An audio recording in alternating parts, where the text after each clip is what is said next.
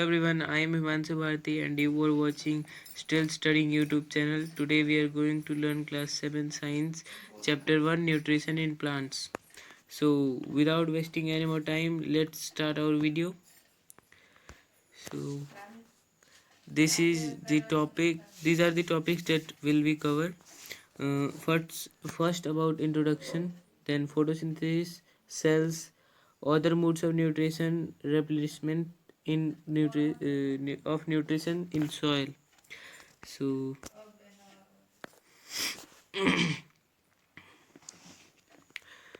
All living organisms required food, यानी कि सारे ऑर्गेनिजम्स होते हैं उनको खाने की ज़रूरत होती है. The food gives energy to the organisms for growth and maintenance of their body functions. तो जो खाना होता है उससे सारे ऑर्गेनिजम्स को ग्रोथ में हेल्प होता है, उससे एनर्जी मिलता है जिससे उनको ग्रोथ में उनके हेल्प होता है, मेंटेनेंस में हेल्प होता है और भी बॉडी के फंक्शंस में हेल्प होता है. Carbohydrate, proteins, fats, vitamins and minerals are the components of food. तो कार्बोहाइड्रेट हो गया, प्रोटीन हो गया, फैट हो गया, विटामिन हो गया, मिनरल्स हो गया, ये सारे कंपोनेंट्स होते हैं फूड के. This components of food are necessary for our body and are called nutrients. ये बहुत ही ज़्यादा नेसेसरी यानी कि बहुत ही ज़रूरी होते हैं हमारे शरीर के लिए और इनको न्यूट्रिएंट्स कहा जाता है. Nutrition is the process of taking food by organisms and its utilization by the body. तो न्यूट्रिशन क्या होता है? न्यूट्रिशन ऐसा प्रोसेस होता है जिसमें ऑर्गेनिजम्स खाना को लेते हैं और उसको शरीर में यूज करते हैं, उसको न्यूट्रिशन कहते हैं. Green plants prepare their own food while humans and plants are directly or indirectly depend on plants for their food. तो जो हरे पौधे होते हैं वो अपना खाना खुद से बनाते हैं और जो भी जानवर हो गया या फिर इंसान हो गया वो डायरेक्टली या फिर इनडायरेक्टली प्लांट्स पे डिपेंड होते हैं. अब है आगे mood of nutrition and etcetera. On the basis of different modes of nutrition, organisms are categorized into two major types. तो न्यूट्रिशन के मूड के हिसाब से जो ऑर्गेनिजम्स हैं उनको दो टाइप्स में कैटेगराइज यानी कि बांटा गया है. पहला है ऑटोट्रॉप्स, दूसरा है हेटरोट्रॉप्स. ऑटोट्रॉप्स क्या होते हैं? ऑटोट्रॉप्स का मतलब क्या होता है? वर्ड का मतलब, ऑटो का मतलब होता है सेल्फ, ट्रॉप्स का मतलब होता है नरिशमेंट, दोनों मिलाएं तो self nourishment. Autotrophic nutrition is the mode of nutrition in which organisms make their own food from the simple substances.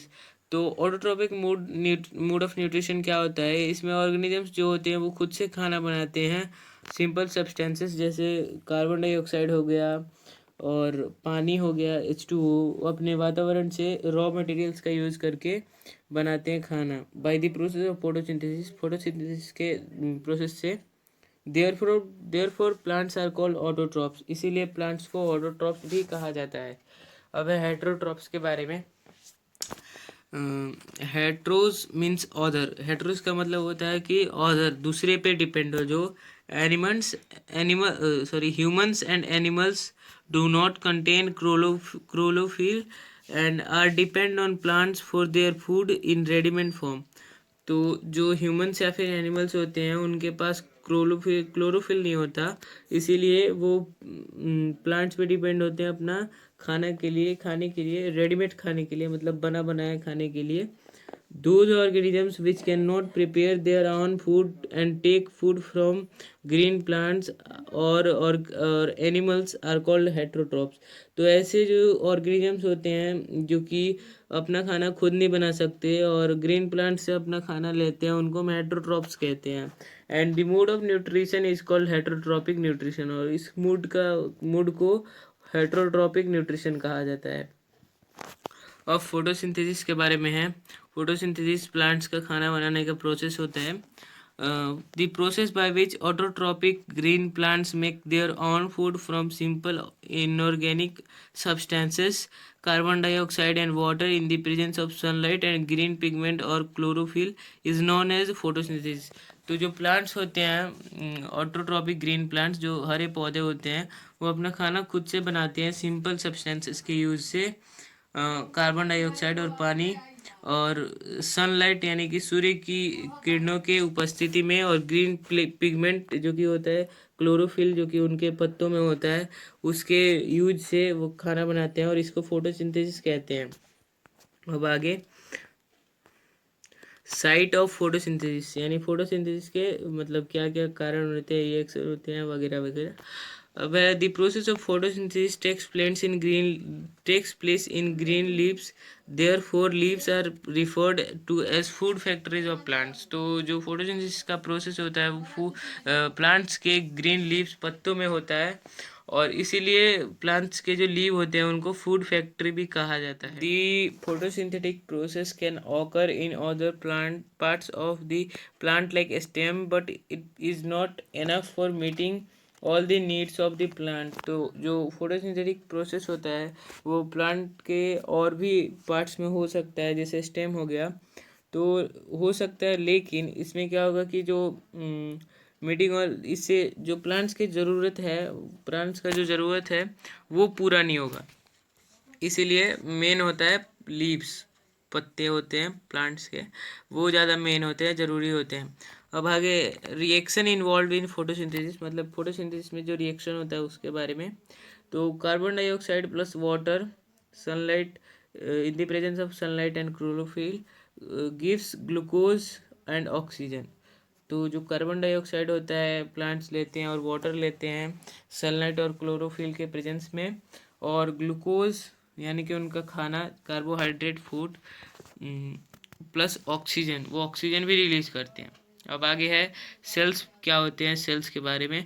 Sales, all living organisms are made from small building unit of called cells. तो मतलब सारे जो organisms होते हैं वो small, छोटे छोटे, मतलब हमारा जो घर होता है उसमें जैसे छोटे छोटे ईंट लगे होते हैं, ईंट से घर बनता है, ठीक वैसे ही हमारे शरीर में बहुत ही सारे, बहुत ज़्यादा सेल्स होते हैं, छोटे छोटे यूनिट्स, उन्हीं को हम सेल कहते हैं।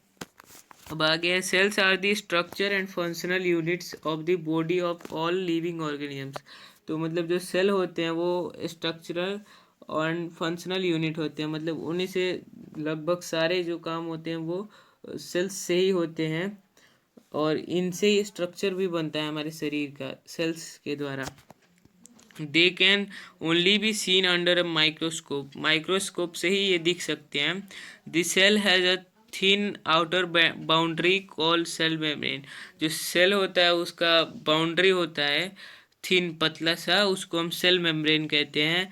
ए distinct centrally located spherical structure called nucleus and the jelly substance surrounding the nucleus called cytoplasm. तो इसका मतलब ये हुआ कि जो सेल मेम्ब्रेन होता है, सेल मेम्ब्रेन नहीं, सेल के अंदर एकदम सेंटर में स्फेरिकल स्ट्रक्चर होता है जिसको हम न्यूक्लियस कहते हैं, और जो स्फेरिकल स्ट्रक्चर यानी कि न्यूक्लियस जो जिस सब्सटेंस से घिरा हुआ होता है, जेली सब्सटेंस से, उसको साइटोप्लाज्म भी कहा जाता है। अब आगे,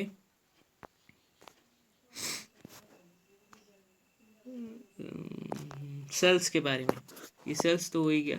अब दी organic raw material, that is CO2, is taken from the air through the tiny pores present on the surface of leaves called stomata, and water is absorbed through the roots of plants from the soil and is transported to the leaves by vessels which act like pipe। तो organic raw material, तो raw material यानी कि जो वातावरण में present हो, raw, raw मतलब होता है कि जैसे हमें मिले प्रकृति से, कोई भी मॉडिफिकेशन किए बिना, उसको ही रॉ मटेरियल बोलते हैं। तो जैसे कार्बन डाइऑक्साइड लिया जाता है हवा से, टाइनी पोर्स जो कि लीव्स के सरफेस पे होते हैं जिनको स्टोमाटा कहा जाता है, उनके जरिए CO2 यानी कि कार्बन डाइऑक्साइड को लिया जाता है, और जो रूट्स होते हैं सॉइल में वहाँ तक भेजा जाता है, और फिर ये जो भेजने का जो काम होता है वो वेसल्स से होता है, जो पतले पतले पाइप्स होते हैं उनसे होता है। These vessels from the continuous path from roots to leaves for the movement of nutrients. तो ये इनका जो काम होता है वो न्यूट्रिएंट्स को ट्रांसपोर्ट करना होता है लीव्स से रूट्स में, और भी बहुत सारे पार्ट्स में जो कि प्लांट्स के होते हैं। Green plants possesses chlorophyll in their leaves which captures the energy of sunlight. तो ग्रीन प्लांट्स में जो क्लोरोफिल होता है उसका यही काम होता है कि जो एनर्जी है सनलाइट का उसको कैप्चर करना. This light energy is used to prepare food starch. During the process oxygen is release. तो इसका जो लाइट होता है उसका काम क्या होता है, खाना को बनाना, स्टार्च को बनाना और फिर से इसको ऑक्सीजन रिलीज करना. और ऑक्सीजन रिलीज होता है इस प्रोसेस के दौरान. Photosynthesis is the unique process in which solar energy is captured by the leaves and stored in the plants in the form of food. तो ये एक बहुत ही अनोखा प्रोसेस होता है फोटोसिंथेसिस. इसमें क्या होता है कि सोलर एनर्जी को कैप्चर किया जाता है लीव्स में और उसको प्लांट्स में स्टोर कर लिया जाता है फूड के फॉर्म में. Thus, sun is the ultimate source of energy for all the living organisms. इसीलिए जो सन होता है वो अल्टीमेट सोर्स ऑफ एनर्जी होता है सारे ऑर्गेनिजम्स के लिए. Product of photosynthesis. फोटोसिंथेसिस से क्या क्या प्रोडक्ट होते हैं, क्या क्या मिलता है. The food produced by the process of photosynthesis is mainly carbohydrate. जो मतलब मेनली फोटोसिंथेसिस के बाद जो खाना बनता है प्लांट्स का वो कार्बोहाइड्रेट होता है. It produces glucose as food material which later gets converted into starch. जो ये प्लांट्स होते हैं फोटोसिंथेसिस के बाद ग्लूकोज को प्रोड्यूस करते हैं फूड मटेरियल के तौर पे, जो कि बाद में स्टार्च में कन्वर्ट कर दिया जाता है. The presence of starch in leaves indicates the occurrence of photosynthesis. जो स्टार्च में लीव्स में जो स्टार्च होता है वो ये दर्शाता है, the presence in leaves indicates the occurrence, वो फोटोसिंथेसिस का प्रोसेस दर्शाता है जो लीव्स में स्टार्च होता है. यहाँ पे दिया हुआ है कि लीव्स में ये होता है सेक्शन, ग्रीन लीव्स में ये सारे सेक्शन होते हैं. क्लोरोफिल होता है, गार्ड सेल होता है, स्टोमाटा होता है. और स्टोमाटा के यहाँ पे है stomata opening, guard cells, stomata, stomatal opening, ये सारे. Importance of photosynthesis. फोटोसिंथेसिस का क्या इम्पोर्टेंस होता है. If the plants do not perform photosynthesis, अगर प्लांट्स फोटोसिंथेसिस नहीं परफॉर्म करेंगे, फोटोसिंथेसिस का प्रोसेस नहीं होगा, there would be no food on earth. तो अर्थ पे कोई भी खाना नहीं रहेगा, कुछ भी खाना नहीं रहेगा. Photosynthesis is also necessary for the production of oxygen gas in the atmosphere which is necessary for the respiration of organisms. तो जो फोटोसिंथेसिस के प्रोसेस के दौरान जो ऑक्सीजन गैस निकलता है वो भी हमारे लिए बहुत ही ज़्यादा इम्पोर्टेंट होता है हमारे रेस्पिरेशन के लिए, जो कि एटमॉस्फेयर में जाता है फोटोसिंथेसिस के बाद. Therefore, it can be said that no life is possible in the absence of photosynthesis. तो इसीलिए हम ये भी कह सकते हैं कि लाइफ पॉसिबल नहीं है फोटोसिंथेसिस के एब्सेंस यानी अनुपस्थिति में. Photosynthesis in leaves of various colours. तो अलग अलग प्रकार के जो कलर के लीव्स होते हैं तो उनमें वो तो ग्रीन प्लांट्स नहीं है तो उनमें तो ग्रीन पिगमेंट नहीं होगा, तो उनमें कैसे फोटोसिंथेसिस का प्रोसेस होता है. ग्रीन पिगमेंट से मेरा मतलब था क्लोरोफिल नहीं होता है. वैसे तो सब में होता है लेकिन क्यों नहीं होता कलर उनका ग्रीन, वो अभी पढ़ा जाएगा. In green plants chlorophyll absorbs light from the sun to perform photosynthesis. मतलब कि हरे पौधों में क्लोरोफिल होता है जो कि लाइट एनर्जी यानी सनलाइट जो होता है उससे एनर्जी को कैप्चर कर लेता है और फोटोसिंथेसिस का प्रोसेस करने के लिए. Beside some green plants like croton, maple, colocasia etcetera have leaves that are red, brown, violet colour.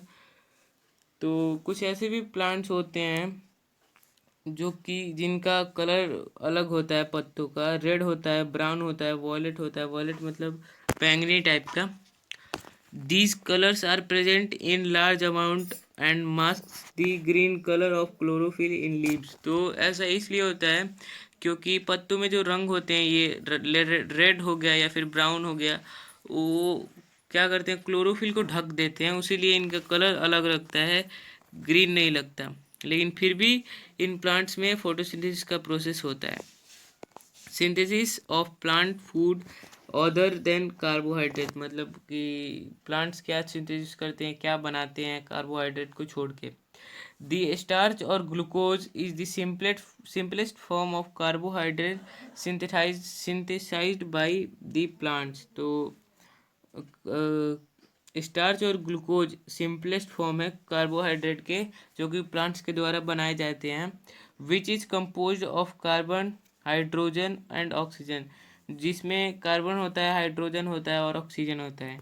Sometimes this simplest form of carbohydrate are utilized to the synthesize other food nutrients like fats, protein etcetera.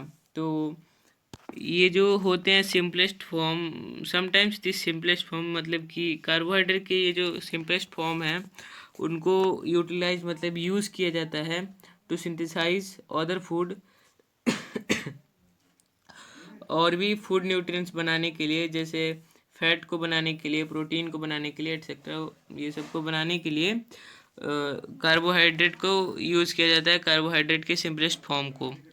Starch और glucose is rich in seeds like wheat, rice और and various parts of plants like potato tuber.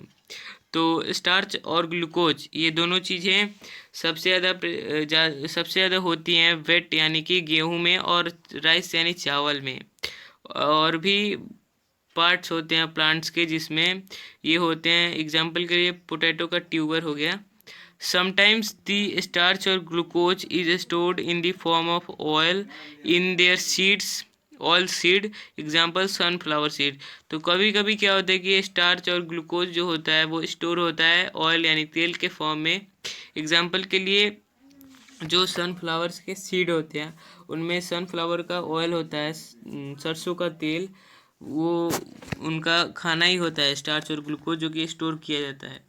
अब आगे है, when the plant nutrition contains carbon, hydrogen and oxygen along with nitrogen elements it is called protein. तो plants के जो nutrient हैं उनमें जब कार्बन होता है, हाइड्रोजन होता है और ऑक्सीजन जब, और अलॉन्ग विथ नाइट्रोजन, नाइट्रोजन के साथ ये सारे एलिमेंट्स होते हैं तो उनको हम प्रोटीन कहते हैं। The element nitrogen comes from soil in the form of nitrate by the action of some bacteria present in soil and form amino acid which is then converted into proteins। तो nitrogen कहाँ से आता है? Nitrogen आता है soil से। तो ये कैसे आता है? सॉइल में कुछ बैक्टीरियाज प्रेजेंट होते हैं रूट्स के पास जो कि नाइट्रोजन को सोल्यूबल फॉर्म में कन्वर्ट कर देते हैं जिससे कि प्लांट्स यूज़ कर सकते हैं उसको अपने भोजन में। तो देयरफॉर इसीलिए, और ये जो होता है नीचे से नाइट्रोजन लिया जाता है उसको चेंज कर दिया जाता है अमीनो एसिड में और फिर से उसको कन्वर्ट किया जाता है प्रोटीन्स में। इसीलिए प्लांट जो होते हैं वो फैट और प्रोटीन भी बनाते हैं।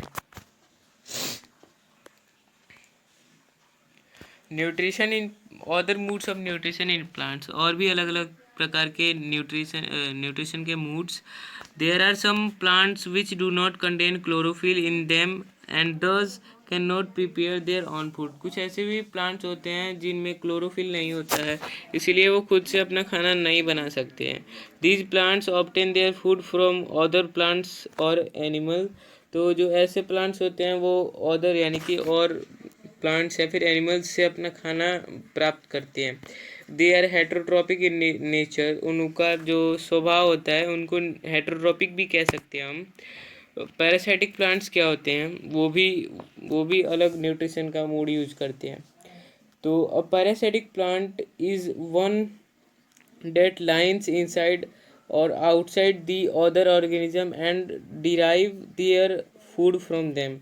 तो पैरासाइटिक प्लांट्स ऐसे प्लांट्स होते हैं जो बड़े बड़े पौधों, बड़े बड़े पेड़ों पे लग जाते हैं और उनसे अपना खाना प्राप्त करते हैं।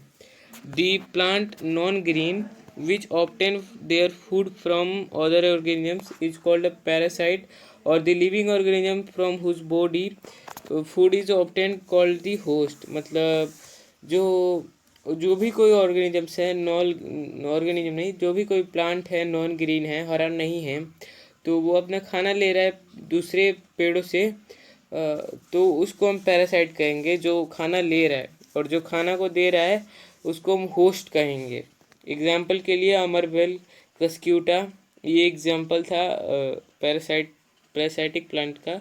It takes readymade food from the host through special type of roots called sucking roots when penetrate into host plant and suck food material from the host. तो ये क्या करते हैं, ये इनके पास एक अलग प्रकार का स्पेशल टाइप का रूट होता है जिसको सकिंग रूट कहते हैं, मतलब चूसने वाला रूट। तो ये क्या करता है कि रूट्स अपने पूरे पेड़ के ऊपर फैला देता है और फूड का जो मटेरियल होता है वो सक करने लगता है, खींचने लगता है अपनी ओर होस्ट से। अब आगे है insectivorous plant. There are some plants which can trap insect and digest them for their nutrition. कुछ ऐसे भी प्लांट्स हैं जो कि इंसेक्ट्स को ट्रैप करते हैं और उसको पचा लेते हैं अपने न्यूट्रिशन के लिए। These plants are green in color. ये जो प्लांट्स होते हैं वो हरे होते हैं, लेकिन बट लैक नाइट्रोजन एलिमेंट्स, इनमें जो नाइट्रोजन का एलिमेंट होता है वो लैक होता है, मतलब इनको परेशानी होता है नाइट्रोजन को लेने में, इनमें नाइट्रोजन नहीं होता है। टू ओवरकम दिस प्रॉब्लम, इस प्रॉब्लम से उभरने के लिए, दीज प्लांट्स ईट इंसेक्ट्स, ये जो प्लांट्स होते हैं वो इंसेक्ट्स को खाते हैं, कीड़े मकोड़ों को खाते हैं। Hence they are called insectivorous plants और कार्निवोरस प्लांट्स। तो इसीलिए इन प्लांट्स को क्या कहते हैं, इंसेक्टिवोरस या फिर कार्निवोरस कहते हैं। दीज हैव स्पेशलाइज्ड लीव्स, इनके पास स्पेशल तरीके का लीव्स होता है। The apex of which forms a lead that can open and close the mouth of pitcher। तो इनके पास एक कचौड़ी टाइप का होता है और उसके ऊपर एपेक्स होता है, मतलब एक पत्ता होता है कह सकते हैं, और वो बंद और खुल सकता है। तो उसमें जब कीड़ा जाता है तो वो बंद कर देते हैं और अंदर जो हेयर होते हैं उससे उस इंसेक्ट्स को खा जाता है, पचा लिया जाता है, और इनके अंदर भी डाइजेस्टिव जूस होता है हमारी तरह। when an insect comes in the contact of the lead, मतलब लीड के पास जो भी इंसेक्ट जाता है, it gets close and traps the insect. तो वो लीड जो होता है ऊपर का वो क्लोज हो जाता है, बंद हो जाता है, और जो इंसेक्ट होता है वो अंदर फंस जाता है। The insect inside the pitcher is digested by digestive juices secreted by the pitcher to obtain nitrogen compounds amino acid from them। तो इनको ट्रैप कर लिया जाता है, डाइजेस्टिव जूसेस जो होते हैं अंदर, उनसे ये डाइजेस्ट भी हो जाते हैं और इनसे नाइट्रोजन के जो कंपाउंड्स होते हैं वो ऑब्टेन यानी ले लिए जाते हैं। एग्जाम्पल के लिए पीचर प्लांट जो होता है वो इंसेक्टिवोरस प्लांट होता है, जो सनड्यू होता है, Venus fly trap, bladderwort, ये सारे इंसेक्टिवोरस प्लांट्स हैं।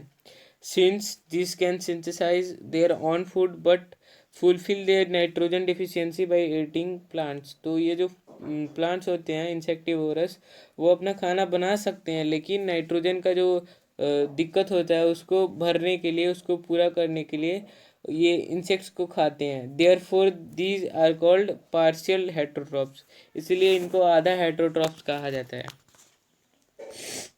अब है सेप्ट्रोट्रॉपिक प्लांट्स। सेप्ट्रोट्रॉप्स क्या होता है, the mode of nutrition in which organism take their nutrition from dead and decaying matter is called saprotrophic nutrition. तो ऐसा न्यूट्रिशन मूड जिसमें जो ऑर्गेनिजम्स हैं वो किसी सड़े या फिर सड़े गले सब्सटेंस या फिर मरे हुए सब्सटेंस से अपना खाना प्राप्त करें, उसको सेप्ट्रोट्रॉपिक मूड ऑफ न्यूट्रिशन कहेंगे। दी plants which use the saprotropic mode of nutrition are called saprotrophs। जो plant saprotropic mode of nutrition का यूज़ करते हैं उनको saprotrophs कहा जाता है। एग्जाम्पल के लिए फंगी हो गया, like mushroom are non green plants and grow on dead and decaying matter for their food। तो मशरूम हो गया, फंगी हो गया, ये सारे मतलब जो सब्सटेंसेस सड़ जाते हैं, ख़राब हो जाते हैं, उनके ऊपर ये आ जाते हैं फंगी या फिर मशरूम, और उनसे अपना खाना प्राप्त करते हैं। ब्रेड मोल्ड्स, मतलब जब ब्रेड ख़राब हो जाता है तो फंगी एंड येस्ट आ जाते हैं, उस पर फंगी या फिर येस्ट आ जाता है, और वो जो होते हैं उनको सेप्रोट्रॉपिक प्लांट्स कहा जाता है। अब सिम्बायोटिक क्या होता है? सिम्बायोटिक रिलेशन होता है दो प्लांट्स के बीच, दो ऑर्गेनिजम्स के बीच में।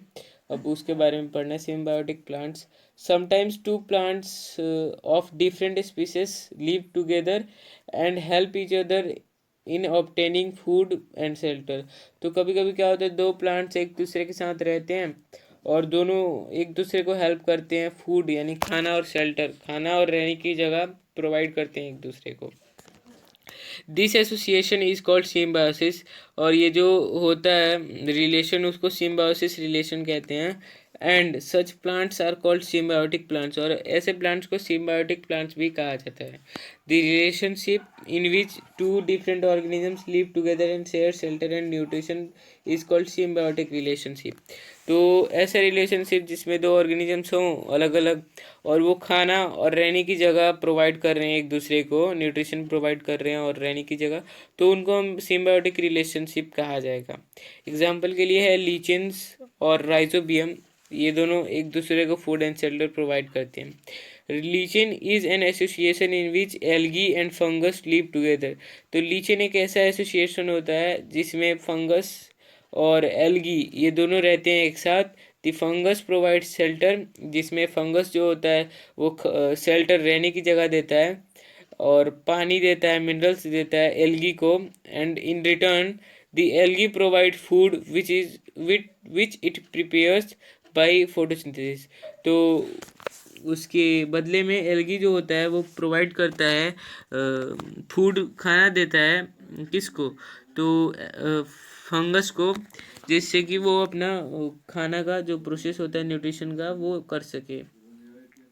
अब होता है replacement in of nutrition in soil, यानी कि सॉइल में जो न्यूट्रिएंट्स होते हैं, सॉरी, वो जब निकल जाते हैं, वो सॉइल में न्यूट्रिएंट्स नहीं रहते क्रॉप्स के लिए, तो कैसे उसको रिप्लेसमेंट, फिर से उसको कैसे न्यूट्रिएंट से भरा जाता है वो बताया जाएगा। Crops require a lot of nutrition to make proteins. After the harvest, the soil becomes deficient in nitrogen. Plants cannot use the nitrogen gas available in the atmosphere directly. तो कभी कभी क्या होता है, खेती के बाद जो ज़मीन होता है उसमें से नाइट्रोजन की जो मात्रा है वो कम हो जाती है, जो जिसकी वजह से जो प्लांट्स होते हैं वो अपना न्यूट्रिशन का जो यूज़ है वो नहीं कर पाते हैं, जिससे कि उनमें खराबी आ जाती है, फसल खराब हो जाती है। इसीलिए the action of certain bacteria can convert this nitrogen into a form readily used by plants. तो एक ऐसा बैक्टीरिया है जिससे कि जो प्लांट्स है वो फिर से अपना प्रोसेस करने लगेंगे, और इस बैक्टीरिया को राइजोबियम कहा जाता है। Rhizobium bacteria live in the root in nodules of leguminous plant. तो ये जो होते हैं राइजोबियम बैक्टीरिया, वो प्लांट्स के रूट्स में रहते हैं। This bacteria take nitrogen gas from the atmosphere and convert it into water soluble nitrogen compounds, making it available to the leguminous plant for their growth। तो ये जो राइजोबियम होता है वो क्या करता है, वो डायरेक्टली जो एटमॉस्फेयर में नाइट्रोजन है उसको ले लेता है और उसको कन्वर्ट कर देता है यूजेबल फॉर्म में, जिससे कि जो प्लांट्स होते हैं वो अपना यूज़ कर सकते हैं नाइट्रोजन। इन रिटर्न जो प्लांट्स होते हैं रिटर्न में provide food and shelter to the bacteria as rhizobium can not prepare its own food. तो रिटर्न में क्या होता है कि जो प्लांट्स होते हैं वो फूड यानी कि खाना और शेल्टर रहने की जगह राइजोबियम बैक्टीरिया को देते हैं, और जो राइजोबियम होता है वो खुद से खाना नहीं बना सकता है। दे थर्स हैव अ सिम्बायोटिक रिलेशनशिप, इसीलिए ये जो दोनों हैं ऑर्गेनिजम्स, इन दोनों के बीच सिम्बायोटिक रिलेशनशिप है। This association is very important for the farmers as they do not need to add nitrogen fertilizers to the soil in which leguminous plants are grown। तो इसीलिए जो फार्मर्स होते हैं वो फर्टिलाइजर्स का छिड़काव करते हैं अपने खेतों में, जिससे कि क्या हो कि राइजोबियम बैक्टीरिया पैदा हो और प्लांट्स अच्छे से ग्रो करें। तो ये था हमारा आज का पूरा क्लास। तो मिलेंगे फिर से आपसे नेक्स्ट वीडियो में। कोई गलती हुई हो तो उसके लिए सॉरी, कमेंट बॉक्स में मेरी गलती को लिख दीजिएगा। मिलेंगे नेक्स्ट वीडियो में, तब तक के लिए बाय बाय।